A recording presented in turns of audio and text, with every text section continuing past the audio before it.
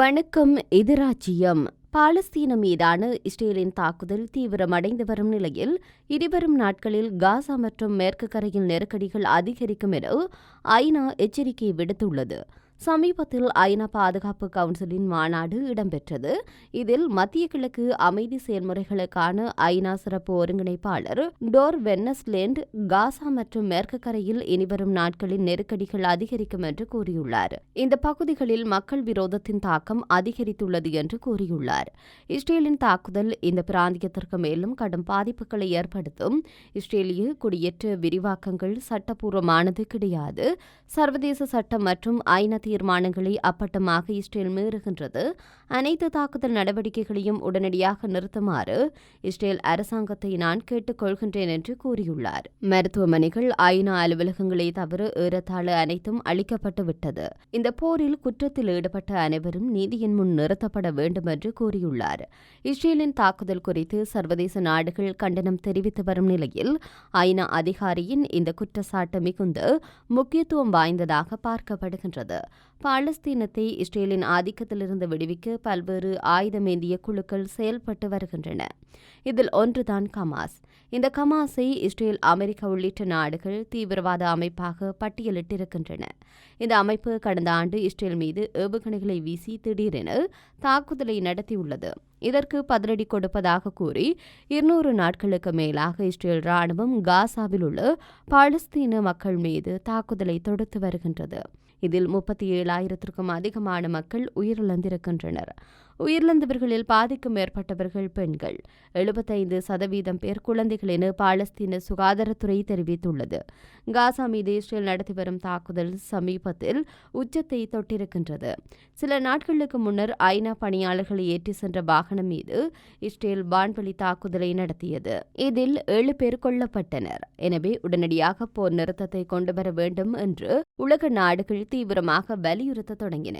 இதனால் வரை இஸ்ரேலுக்கு ஆதரவாக நின்ற அமெரிக்கா கூட உடனடியாக போரை நிறுத்த வேண்டும் என்று கேட்டுக்கொண்டது. போர் காரணமாக காசாவிற்குள் நிவாரணப் பொருட்கள் எதுவும் வரவில்லை.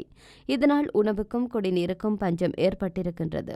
நோயாளிகள், கர்ப்பிணிகள், முதியோர்கள் உணவு கிடைக்காமல் அடுத்தடுத்து உயிரிழந்திருக்கின்றனர். தொற்றுநோய் பாதிப்புகளும் தீவிரமடைந்துள்ளன. மறுபுறம் இந்த போரை எதிர்த்தும் போரில் இஸ்ரேலுக்கு ஆதரவாக அமெரிக்காவின் நிலைப்பாட்டை எதிர்த்தும் அமெரிக்க பல்கலைக்கழகங்களில் போராட்டங்கள் சூடுபிடித்துள்ளன.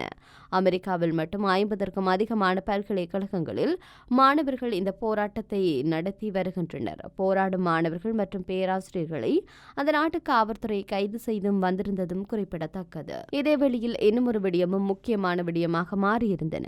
அதாவது கென்யாவின் வரி உயர்வை கைவிடக் கோரி மக்கள் போராட்டம் நடத்தி வருகின்றனர். இந்த நிலையில் அந்த நாட்டில் உள்ள இந்தியர்கள் பாதுகாப்பாக இருக்க வேண்டும் என்று மத்திய வெளியுறவுத்துறை அமைச்சகம் தெரிவித்துள்ளது.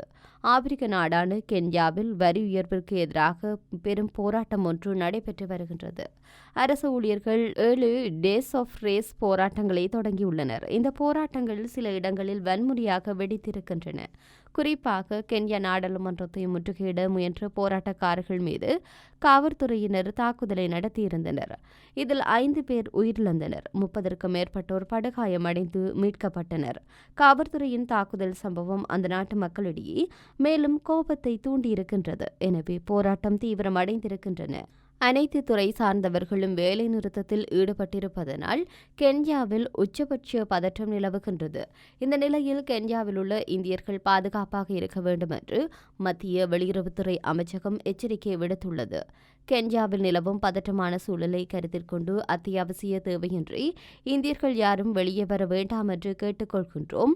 அனைவரும் மிகுந்த எச்சரிக்கையுடன் இருக்க வேண்டும் என்று கூறியிருக்கின்றனர். மேலும் நிலைமை சீராகும் வரையில் போராட்டங்கள் மற்றும் வன்முறையினால் பாதிக்கப்பட்ட பகுதிகளை தவிர்க்குமாறு கேட்டுக்கொள்கின்றோம் என தூதரகம் கூறியுள்ளது. இதேவேளை தூதரகத்தின் தரவுகளின்படி சுமார் 20,000 இந்தியர்கள் கென்யாவில் சிக்கியுள்ளனர். தற்போது அங்கு நடந்து வரும் போராட்டங்கள் மேலும் சில நாட்கள் நீடிக்கலாம் என அஞ்சப்படுகின்றது. அதேபோல இந்த வன்முறை சம்பவங்களுக்கு ஐநா பொதுச் செயலாளர் ஆண்டனியோ குட்ரஸ் கவலை வெளியிட்டுள்ளார். காவல்துறையின் தொடுத்த அடக்குமுறையில் பத்திரிகையாளர்கள் மற்றும் மருத்துவ ஊழியர்கள் சிலர் காயமடைந்துள்ளனர்.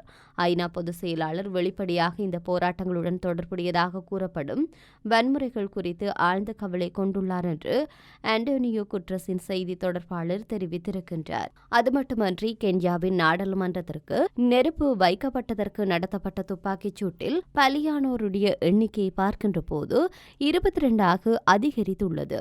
கென்யாவின் தலைநகர் நைரோபியில் அமைந்துள்ள நாடாளுமன்றத்தில் பாதுகாப்பு அரண்மனை உடைத்து நுழைந்த கூட்டம் நெருப்பு வைத்த சம்பவம் பதற்றத்தை ஏற்படுத்தியிருந்தது. போராட்டக்காரர்களை ஒடுக்க ராணுவம் களமிறக்கப்பட்டதை தொடர்ந்து பல பகுதிகளில் துப்பாக்கிச்சூடு நடத்தப்பட்டதாக தகவல் வெளியாகியிருந்தது. இதில் 13 பேர் பலியானதாக கென்யாவின் மருத்துவ அமைப்பின் தலைவர் தெரிவித்துள்ளார். இந்த நிலையில் கென்யாவில் கொல்லப்பட்டவர்களுடைய எண்ணிக்கை 22 அதிகரித்துள்ளது என மனித உரிமைகள் குழு தெரிவித்துள்ளது. புதிய வரி பரிந்துரைக்கப்படுவதற்கு எதிர்ப்பு தெரிவித்து இந்த போராட்டம் முன்னெடுக்கப்பட்டது. ஜனாதிபதி வில்லியம் ரூட்டோ இந்த போராட்டத்தினை தேச துரோகம் என்றும் அமைதியின்மையை எந்த விலை கொடுத்தாலும் அகற்றுவோம் என்றும் உறுதியளித்திருக்கின்றார்.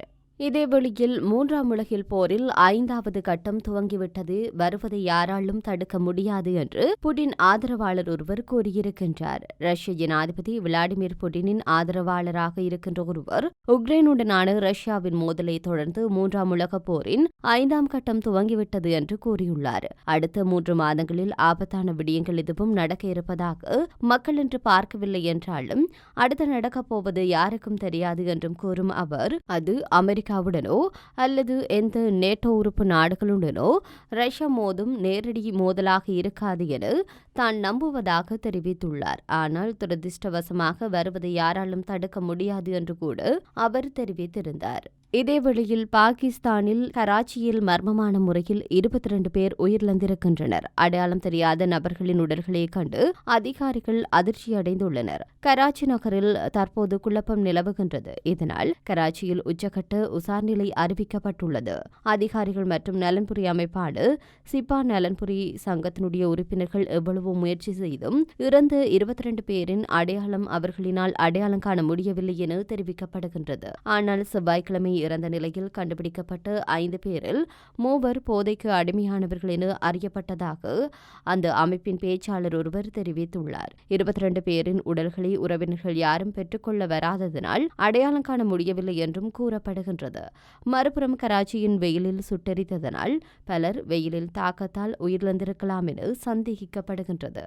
வெயிலின் தாக்கத்தினால் பல வைத்தியசாலைகளில் அனுமதிக்கப்படுவோரின் எண்ணிக்கையும் அதிகரிக்கப்பட்டதாக தகவல் தெரிவிக்கின்றன.